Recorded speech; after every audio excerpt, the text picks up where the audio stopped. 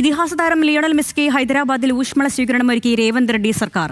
തെലങ്കാന കോൺഗ്രസ് സർക്കാരിന്റെ 2ാം വാർഷികാഘോഷത്തിൽ മുഖ്യാതിഥിയായി ആണ് മെസ്സി ഹൈദരാബാദിലെത്തിയത്. അതേസമയം കൊൽക്കത്തയിലെ സാൾട്ട് ലേക്ക് സംഘർഷത്തിൽ ജുഡീഷ്യൽ അന്വേഷണം ആവശ്യപ്പെട്ട് ബംഗാൾ ഗവർണർ.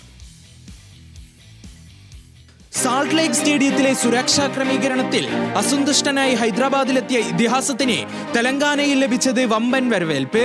ഉപ്പൽ സ്റ്റേഡിയത്തിൽ വർണ്ണാഭമായ ആഘോഷത്തോടെയാണ് കോൺഗ്രസ് സർക്കാരിന്റെ 2ാം വാർഷികാഘോഷത്തിൽ മുഖ്യാതിഥിയായി മെസ്സിയും സ്വാരസും ഡീപോളും ഭാഗമായത്.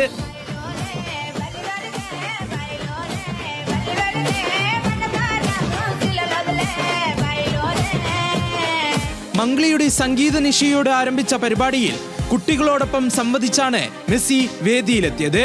9 പേരടങ്ങുന്ന രേവന്ത് റെഡ്ഡി നയൻസും മെസ്സി ഓൾ സ്റ്റാർസും തമ്മിലുള്ള എക്സിബിഷൻ മത്സരമായിരുന്നു ആദ്യം ആരാധകർക്ക് മുന്നിൽ കാഴ്ച വിസ്മയമാക്കിയത്.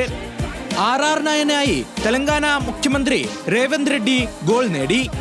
And like Telangana as a state who's trying to get everything for them. See the is that a goal? Is that a goal? Yes, it is. It is Revant Reddy going on there and scoring the 4th one. പിന്നാലെ Messi കളത്തിലേക്ക്.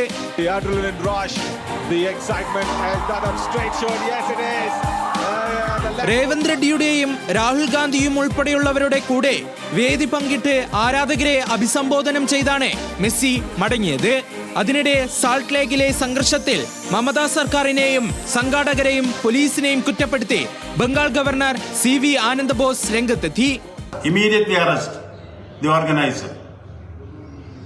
Refund the money to the common men who paid for the tickets. And for future, government should have a standard operating procedure for such large congregations which take place in the city. ഹൈദരാബാദിൽ ചെലവഴിക്കുന്ന Messi നാളെ പുലർച്ചെ മുംബൈയിലേക്ക് തിരിക്കും.